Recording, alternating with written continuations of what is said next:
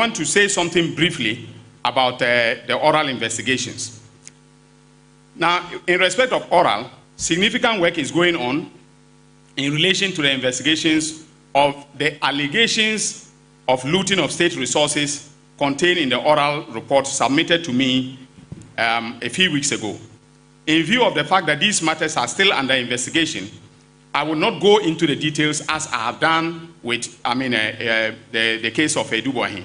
But I can confirm that investigations will conclude in the National Service and Sky Train scandals by the middle of April for prosecutions to begin. In the National Service scandal, 8 suspects have been interrogated, and a good number of them have started singing. They are cooperating with our they've started singing, literally. Yeah?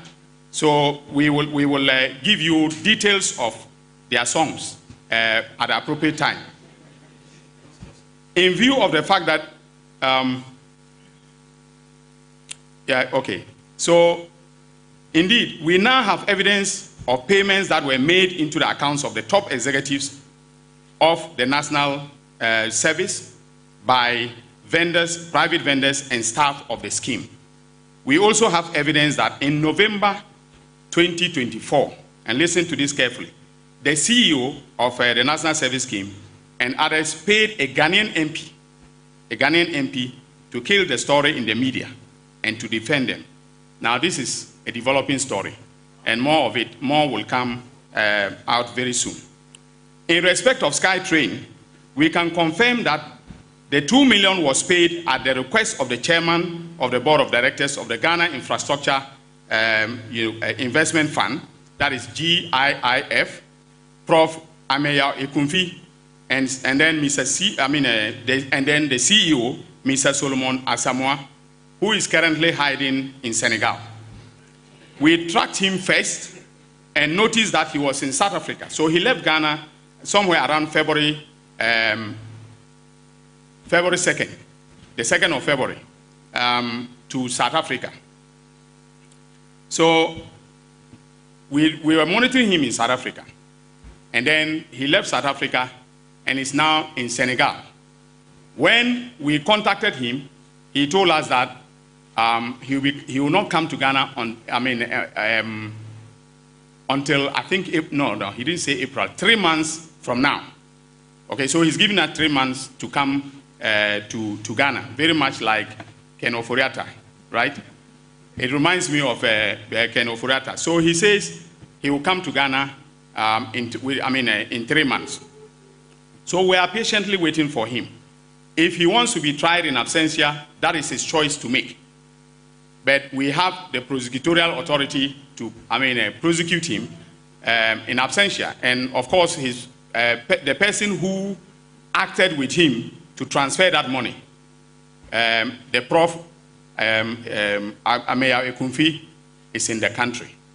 So if there is going to be delay, we'll start the prosecution with him being a suspect who is being tried in absentia.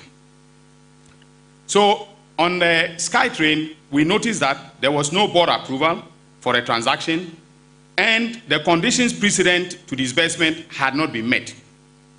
The other board members and our review of the minutes of the board of directors have confirmed this fact. So we requested for all the minutes, of the board of directors within the period that this transaction occurred. And our perusal of the minutes show quite clearly that there was no board approval. Also, the interrogation has revealed, that the other board members said that they did not have knowledge of this transaction.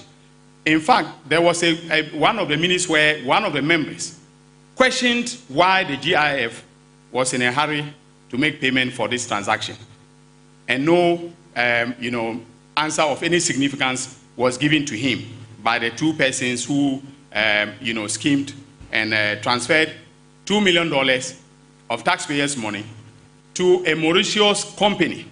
In fact, we tracked the company to Mauritius, and a lawyer in Mauritius has confirmed to us that it is non-existent. But that's also, a developing story. Now, the money, you see, if you are buying shares in a company, okay, you are buying shares in a company, That's your equity contribution to that company. The money is supposed to be paid into the share account, the shares account of that company. But the money was given to Africa Investment Holdings. Okay? And when, it was paid, we noticed that Africa Investment Holdings was paid 100,000 United States of American dollars as the GIF's contribution to equity. And then listen to this. 1.9 million was paid to Africa Investment Holdings as share premium. Now, when you are paying for share premium, for those of you who are accountants and lawyers, well-versed in corporate law, share premium is not paid for nothing. It is paid for the performance of the company or the growth of the company and so on and so forth. So the company must have a certain track record. Okay? But maybe they know something that I do not know.